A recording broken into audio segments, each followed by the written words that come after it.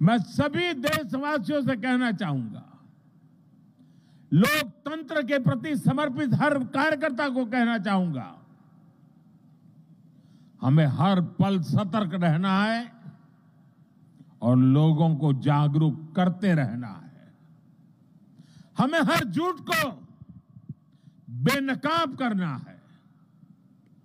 सत्ता के ये भूखे लोग जनता से सिर्फ झूठ बोलते आए हैं।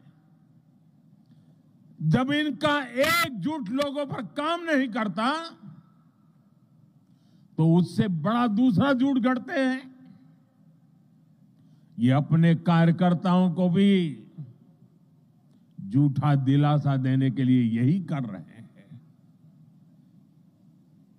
मैं तो, आप भी तो देखते होंगे ना, 2019 में जो चौकीदार उनके लिए चोर था, 2024 में आते आते वो ईमानदार हो गया और एक बार भी चौकीदार को चोर को गाली नहीं पड़ी।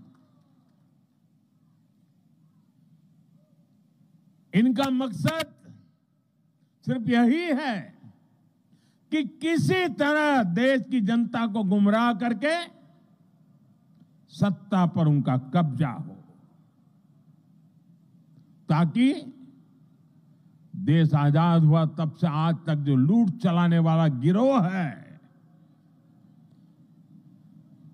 अलग अलग नकाब पहन करके निकला हुआ एक गिरोह है, उसको देश की जनता को लूटने का एक मौका मिल जाए। साथियों, आज केंद्र की भाजपा सरकार उड़ीसा के गौरव को, उड़ीसा को बड़ी प्राथमिकता दे रही है।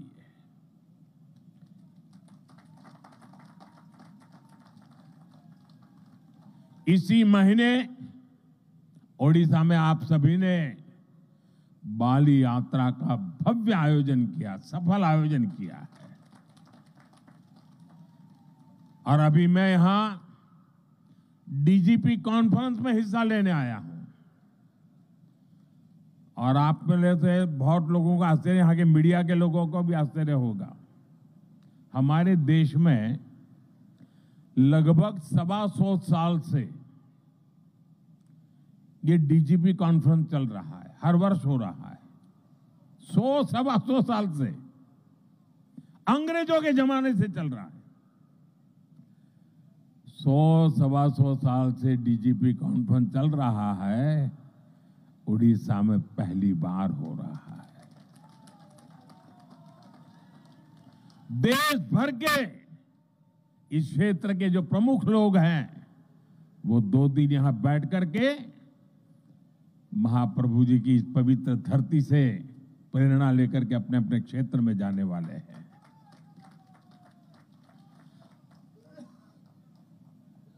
अभी तो डीजीपी कॉन्फ्रेंस है, अभी 4 दिन के बाद 4 दिसंबर को यहां पर नौसेना दिवस का अवसर इस बार पुरी में ऑफ डेमो 2024 का आयोजन हो रहा है। ये भी अपना अपना बहुत बड़ा अवसर होता है। वो भी पुरी के ब्लू फ्लैग बीच पर नौसेना का अपने सामर्थ्य का प्रदर्शन करेगी। इसका मतलब कि पूरा उड़ीसा वैश्विक नजरों की केंद्र में आने वाला है। और फिर 1 महीने के भीतर भीतर 2025 में जनवरी महीने में ही 8 से 10 जनवरी भुवनेश्वर में प्रवासी भारतीय दिवस का बहुत बड़ा आयोजन है। विश्व भर के लोग आने वाले हैं। दुनिया भर के लोगों का आपको स्वागत करने का अवसर मिलने वाला है।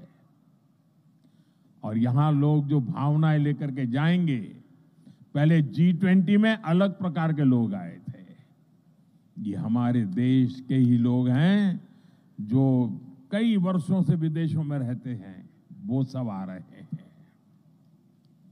और ये लोग जब वापस जाएंगे ना, तो उड़ीसा की इतनी कथाएं दुनिया भर तक पहुंच जाएगी।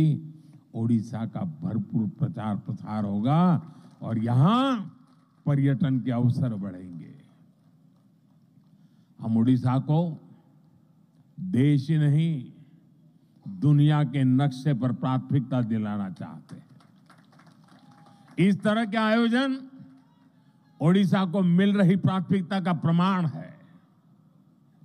आप अभी से प्रवासी भारतीय दिवस की तैयारियां भी जरूर करें और G20 से भी शानदार होना चाहिए। एक ऐसा अवसर है जिसमें हर कार्यकर्ता अपने सामर्थ्य का प्रदर्शन कर सकता है।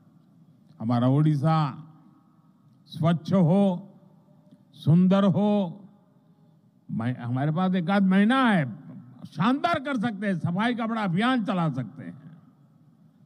यहां की संस्कृति से लोग परिचित हो, इसके जन भागीदारी से करना है। उड़ीसा के हर नागरिक को लगना चाहिए दुनिया के मेहमान मेरे घर आ रहे हैं, ये भाव आना चाहिए।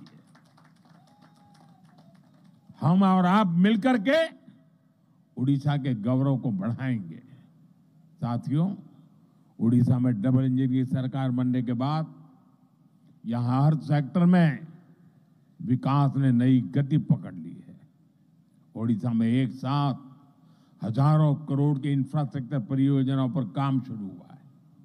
सरकार की कल्याणकारी योजनाओं का फायदा हर वर्ग को मिलना शुरू हुआ है।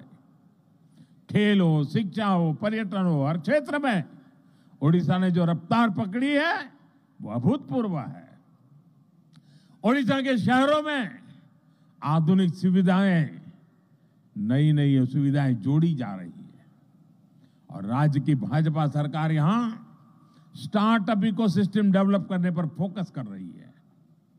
नौजवानों का उज्जवल भविष्य का शिलान्यास हो रहा है। राज्य की धरोहर को समृद्ध बनाने का अभियान भी तेज गति से चलाया जा रहा है।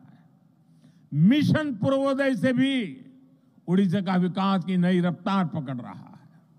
जब इंफ्रास्ट्रक्चर बेहतर होगा तभी यहां की खनिज संपदा, यहां के समुद्री तट औद्योगिक अवसरों में बदलेंगे। साथियों, नए उद्योग प्रदेश में आए, इसके लिए सरकार द्वारा सही नीतियां और सही नीयत की भी जरूरत होती है और जो आज देश और दुनिया के लोग अनुभव कर रहे हैं भाजपा की सरकार बनने के कारण। और ये काम उत्कर्ष उत्कल अभियान के जरिए हो रहा है। उड़ीसा को नए निवेश के लिए तैयार किया जा रहा है। यहां नए उद्योग लगेंगे, नए अवसर बनेंगे, युवाओं को रोजगार मिलेगा। युवा बड़े बड़े अवसरों के लिए तैयार हो, उनके सामर्थ्य का सही इस्तेमाल हो, इसके लिए शिक्षा व्यवस्था में भी बड़े परिवर्तन की जरूरत है। इसलिए भाजपा की सरकार आते ही हमने राज्य में राष्ट्रीय शिक्षा नीति को पूरी तरह लागू किया। ओडिशा में स्कूलों के लिए पीएम श्री योजना और हायर एजुकेशन के लिए पीएम उषा योजना को भी लागू किया है।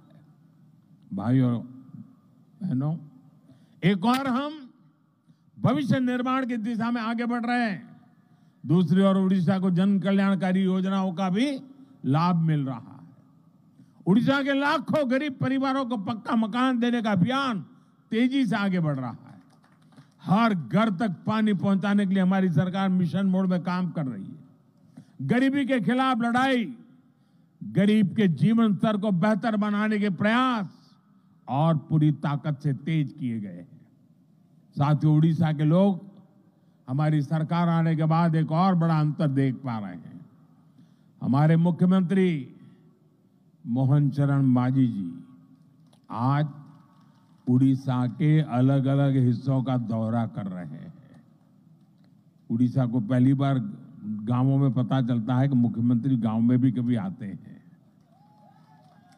जनता से जुड़ना और जनता के बीच जाकर उनकी समस्याओं को समझना, यही भाजपा की परंपरा है, भाजपा की संस्कृति है। साथियों, बीजेपी की सरकारें इतनी सफल इसलिए होती है क्योंकि हमने इस देश की आधा आबादी महिलाएं, उनके विकास पर भी उतना ही तवज्जो दिया है, उतना ही महत्व दिया है। ओडिशा में भी हमारी सरकार बनते ही माताओं बहनों के लिए कई बड़े कदम उठाए गए हैं। माता सुभद्रा का आशीर्वाद लेकर हमने सुभद्रा योजना शुरू की। ये योजना महिला सशक्तिकरण की पहचान बनेगी। जब हमारी माताएं बहनें आर्थिक रूप से सशक्त होगी तो राज्य की अर्थव्यवस्था में उनका योगदान बढ़ेगा। मुझे खुशी है कि बीजेपी के प्रयासों से ओडिशा की आदिवासी बेटी द्रौपदी मुर्मू जी आज देश की राष्ट्रपति है। इससे पूरे देश के आदिवासी समाज का गौरव बढ़ा है। मुर्मू जी के देश के सर्वोच्च पद पर आसीन होने से हर वर्ग की बेटियों में आत्मविश्वास बढ़ा है। एक आदिवासी बेटी की यात्रा आने वाली कई पीढ़ियों तक प्रेरित करेगी। साथ ही ओडिशा में जनजातीय कल्याण के लिए कई महत्वपूर्ण कदम उठाए गए।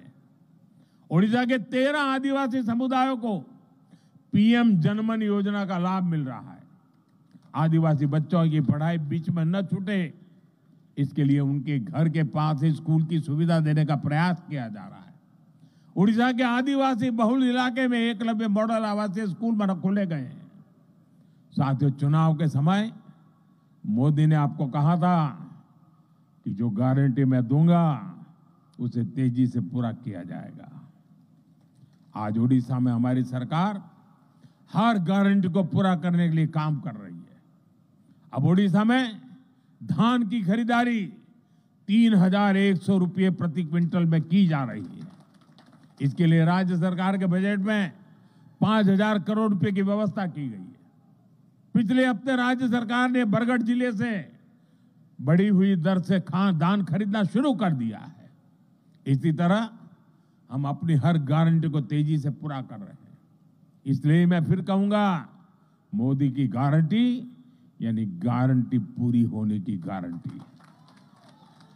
साथियों, हम हमारे संकल्पों को पूरा करेंगे, विकसित ओडिशा के लिए काम करेंगे।